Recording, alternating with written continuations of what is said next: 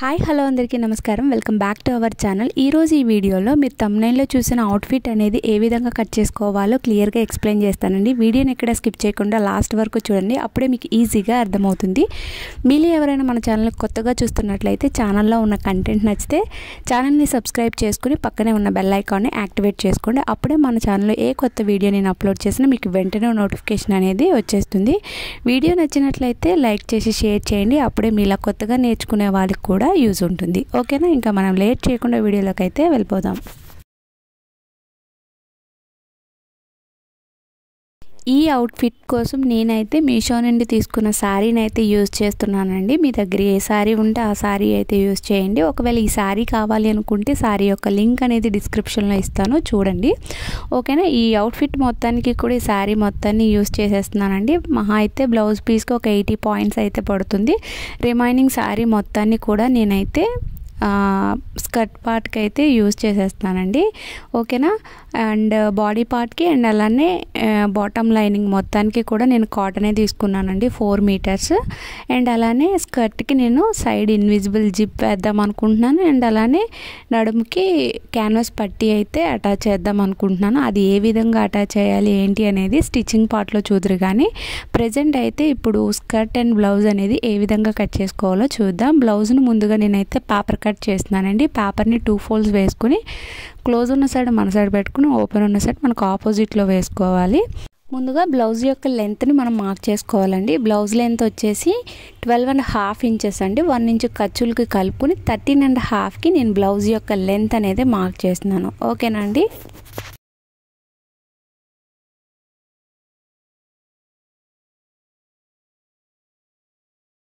Full shoulder వచ్చేసి నేను 6.75 inches అయితే తీసుకుంటున్నానండి. షోల్డర్ ఎంత తీసుకున్నామో ఆర్మ్ డౌన్ కూడా అంతే తీసుకోవాలి. పైన ఎంత అయితే తీసుకున్నామో ఇక్కడ కూడా అంతే తీసుకుని మార్క్ చేసుకోవాలి. మార్క్ చేసుకుని వీడియోలో చూపిస్తున్న విధంగా లైన్ అయితే డ్రా చేసుకోవాలి.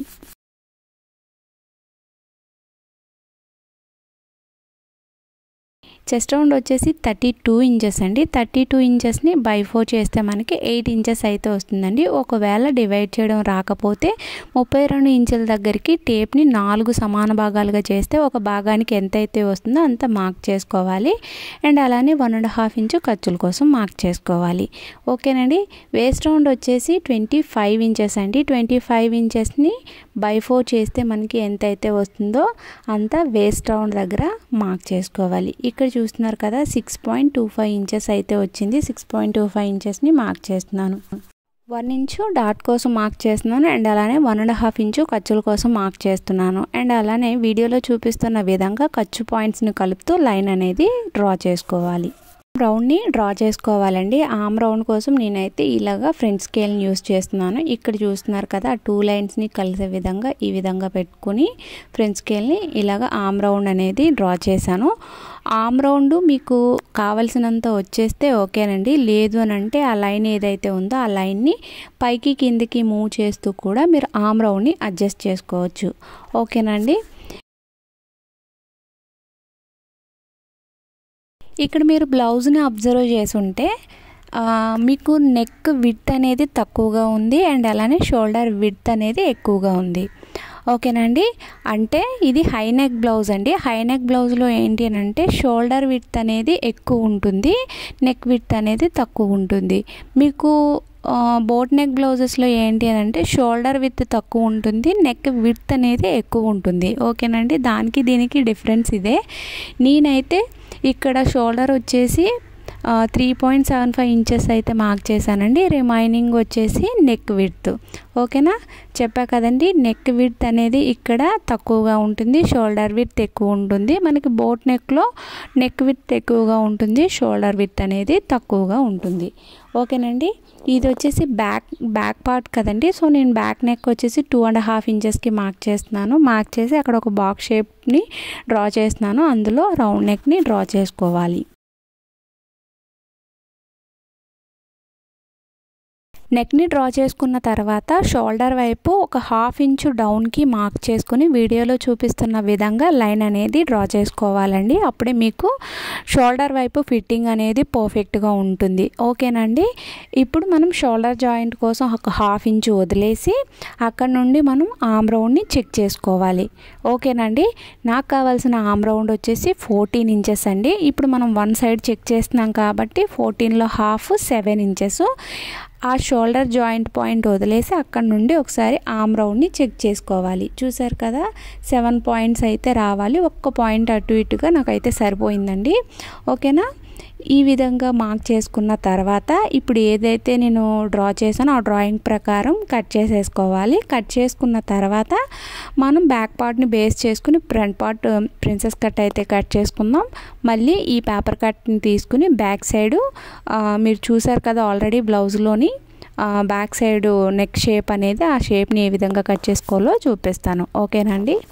ఇది హాఫ్ సారీ మీద బ్లౌజ్ కదండి. యాక్చువల్లీ బ్యాక్ సైడ్ హుక్స్ పెడితే బాగుంటుంది. కాకపోతే నేను పైన హ్యాంగింగ్ బీడ్స్ అయితే పెట్టా కదండి, నెక్కి షేప్ డిస్టర్బ్ అవుతుందని చెప్పేసి నేనైతే బ్యాక్ హుక్స్ అయితే పెట్టలేదండి, ఫ్రంట్ హుక్స్ ప్రిఫర్ చేశాను.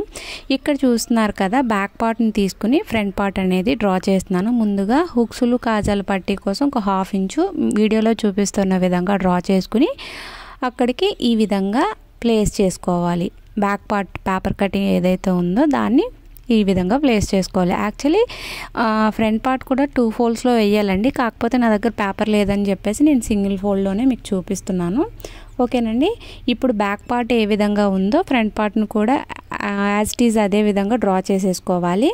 ఓకేనా. కాకపోతే హుక్స్లు కాజాలు పట్టే కోసం ఒక 1/2 ఇంచు ఎక్స్ట్రాగా తీసుకోవాలి. అండ్ అలానే ఇప్పుడు ఇది ఏదైతే బ్యాక్ పార్ట్ ఉందో బ్యాక్ పార్ట్ కన్నా ఫ్రంట్ పార్ట్ అనేది ఒక 1 ఇంచ్ ఎక్స్ట్రాగా కిందకి ఎక్స్టెండ్ చేసుకోవాలి. ఓకేనండి. వీడియోని చూస్తే మీకే అర్థమవుతుంది. ఓకేనా.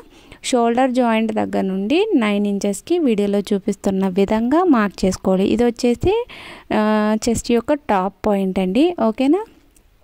ఇప్పుడు ఏదైతే మనం 1/2 ఇంచ్ అనేది హుక్స్లు కాజాల పట్టీ కోసం తీసుకున్నామో అది వదిలేసి 3 ఇంచెస్కి మార్క్ చేసుకోవాలి.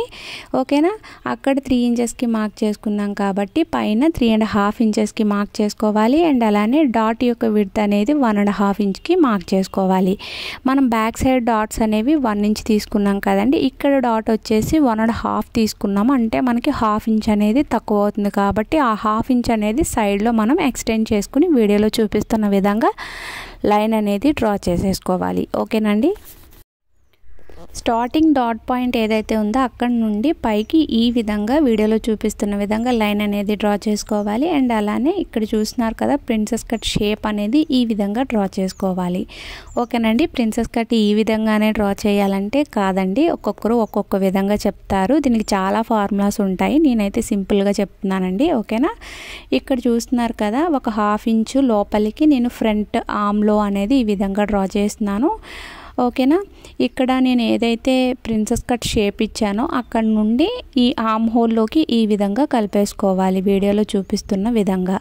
ఓకేనండి. ఇప్పుడు వీడియోలో చూపిస్తున్న విధంగా 1/2 ఇంచ్ అనేది ఈ విధంగా డ్రా చేసుకోవాలి. ఈ విధంగా డ్రా చేసుకోవడం వల్ల ఆర్మ్ రౌండ్ దగ్గర రింకిల్స్ రాకుండా అయితే ఉంటాయండి. ఓకేనా. ఫిట్టింగ్ అనేది చాలా పర్ఫెక్ట్గా ఉంటుంది. ఇప్పుడు ఈ విధంగా డ్రా చేసుకున్న తర్వాత ఫ్రంట్ నెక్ని మనం డ్రా చేసుకుందాం. ఫ్రంట్ నెక్ డీప్ వచ్చేసి నేనైతే 5 ఇంచెస్ తీసుకుంటున్నానండి. ఓకేనా. నెక్ పైన విడ్త్ ఎంత ఉందో కింద కూడా అంతే తీసుకుని ఒక బాక్స్ షేప్ని అయితే డ్రా చేసుకుంటున్నాను. ఆ బాక్స్లో మీకు నచ్చిన నెక్ షేప్ని మీరు డ్రా చేసుకోవచ్చు. నేనైతే స్టార్ నెక్ని డ్రా చేస్తున్నానండి. మీరు రౌండ్ అయినా డ్రా చేసుకోవచ్చు, స్క్వేర్ అయినా డ్రా చేసుకోవచ్చు. మీకు నచ్చిన నెక్ షేప్ అయితే మీరు డ్రా చేసుకోండి. ఇక్కడ చూస్తున్నారు కదా, కొంచెం బ్రాడ్గా ఉండడం కోసం నేనైతే ఒక 1/2 ఇంచ్ బయటికి ఇలా ఎక్స్టెండ్ చేశాను నెక్ని. ఓకేనా అండి. చాలామంది ఫేస్ చేసే ప్రాబ్లం ఏంటి అంటే ఖర్చుల side front part back part అనేవి ఎక్కువ తక్కువ వస్తూ ఉంటాయండి. అలా రాకుండా ఉండాలి అంటే బ్యాక్ పార్ట్ యొక్క ఖర్చుల సైడ్ ఎంతైతే ఉందో ఫ్రంట్ వైపు కూడా అంతే ఉండాలి. సో ఆ విధంగా పెట్టి మార్క్ చేసుకుని మనం సెకండ్ డాట్ పాయింట్ దగ్గర నుండి ఈ విధంగా క్రాస్గా లైన్ అనేది డ్రా చేసుకోవాలి. అండ్ అలానే ఫస్ట్ డాట్ పాయింట్ దగ్గర నుంచి 1/2 ఇంచు ఫ్రంట్ పైకి మార్క్ చేసుకుని క్రాస్గా లైన్ అనేది డ్రా చేసుకోవాలి. ఓకేనా. డ్రాయింగ్ ప్రకారం కట్ చేసేసుకోవాలి. ఓకేనండి. ముందుగా మనం బ్యాక్ పార్ట్ని అయితే కట్ చేసుకున్నాం కదండి. బ్యాక్ పార్ట్ని బేస్ చేసుకుని ఫ్రంట్ పార్ట్ని ఏ విధంగా కట్ చేయాలో చూపించా కదండి. మళ్ళీ మనం బ్యాక్ పార్ట్ని తీసుకోవాలి. తీసుకుని మెయిన్ నెక్ ఏదైతే ఉందో దాన్ని డ్రా చేసుకోవాలి. ఓకేనండి. ఇప్పుడు చెప్పిందంతా కూడా మీరు పేపర్ కట్టే చేసుకోవాలండి. పేపర్ కట్ని చేసుకున్న తర్వాతనే మీరు మెయిన్ ఫ్యాబ్రిక్ పైన కానీ లైనింగ్ ఫ్యాబ్రిక్ పైన కానీ కట్ చేసుకోవాలి. ఓకేనండి. నెక్ యొక్క మిడిల్ పాయింట్ దగ్గర నుండి వీడియోలో చూపిస్తున్న విధంగా 2 ఇంచెస్ డౌన్కి మార్క్ చేసుకోవాలి. ఓకేనండి. పైన షోల్డర్ దగ్గర నుండి వీడియోలో చూపిస్తున్న విధంగా 5 ఇంచెస్కి ఆర్మ్ రౌండ్ సైడ్ మార్క్ చేసుకోవాలి. మార్క్ చేసుకున్న తర్వాత మిడిల్లో నెక్ దగ్గర నుంచి ఏదైతే డౌన్కి 2 ఇంచెస్ మార్క్ చేసుకున్నా అక్కడ నుండి వీడియోలో చూపిస్తున్న విధంగా 5 ఇంచెస్కి ఇలాగ కర్వ్ అయితే తీసుకోవాలి. ఓకేనండి.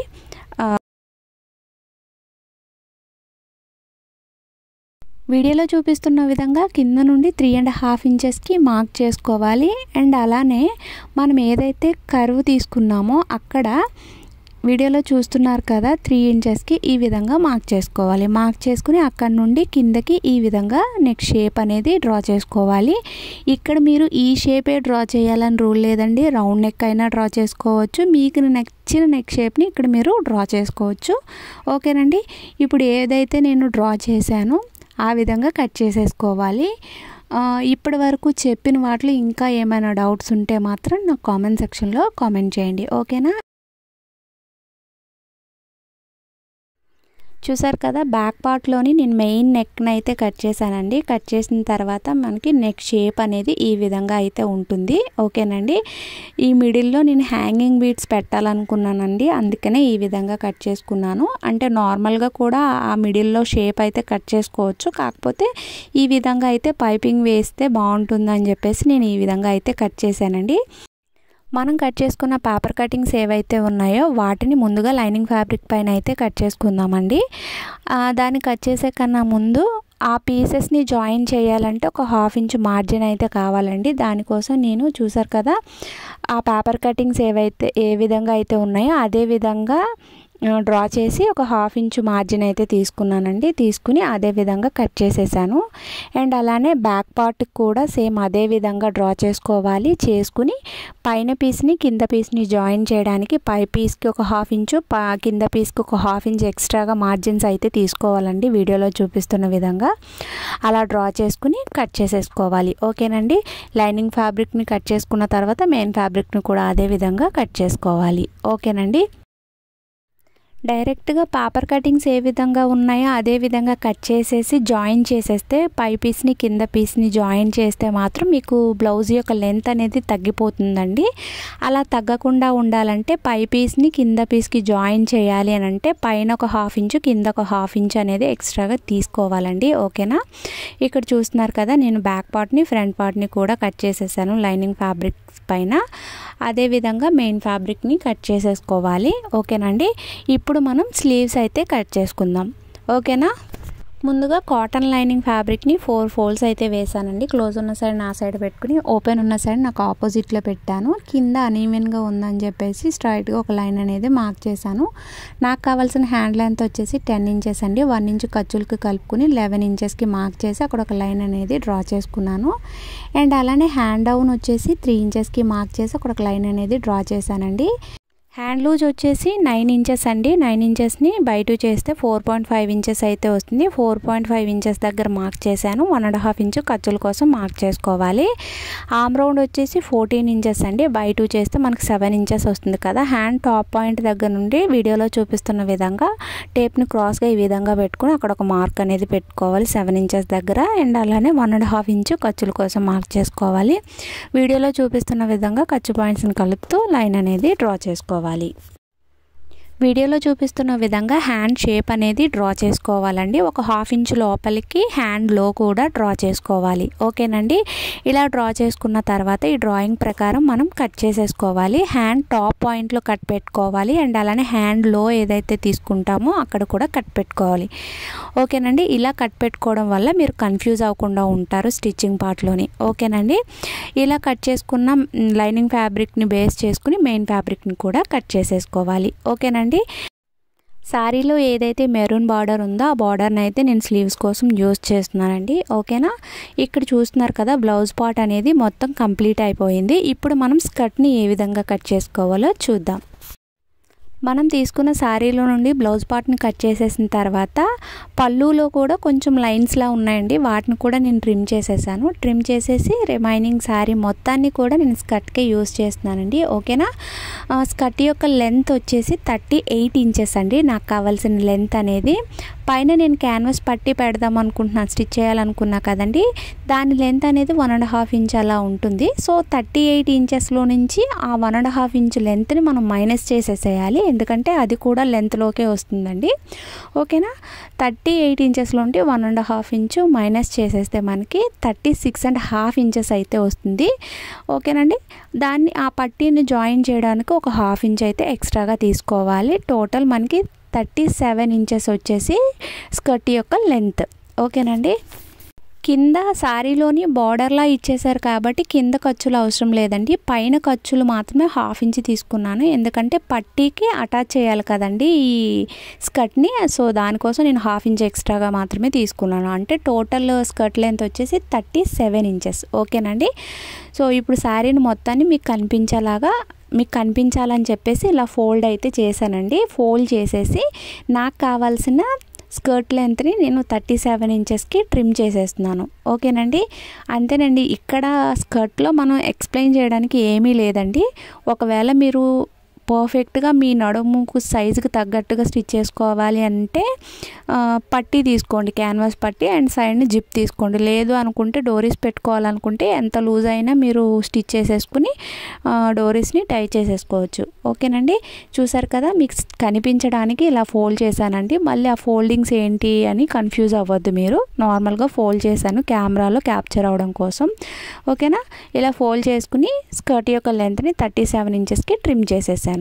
ఓకేనండి, ఇక్కడ నేను లైనింగ్ ఫ్యాబ్రిక్కి కూడా ఫ్రిల్స్ పెడదాం అనుకున్నానండి, అందుకే దీనికి కటింగ్ ఏం చూపించలేదు. ఎందుకంటే పైన ఫ్యాబ్రిక్ ఏదైతే ఉందో మెయిన్ ఫ్యాబ్రిక్ అది కొంచెం పల్చగా ఉందండి. సో దానికోసం నేను లోపల లైనింగ్ని ఫ్రిల్స్ పెడదాం అనుకుంటున్నాను, అప్పుడు కొంచెం పఫీగా వస్తుంది కదండి, అందుకనే. ఓకేనండి, ఇప్పుడు ఈ క్యాన్వాస్ పట్టీని ఏ విధంగా తీసుకోవాలి అనేది నేను ఇక్కడ చూపిస్తానండి. నాకు కావాల్సిన నడుము యొక్క లూజ్ అనేది 28 ఇంచెస్ అండి. ఒక 2 ఇంచెస్ ఎక్స్ట్రాగా నేను అడ్జస్ట్మెంట్ కోసం తీసుకుంటున్నాను.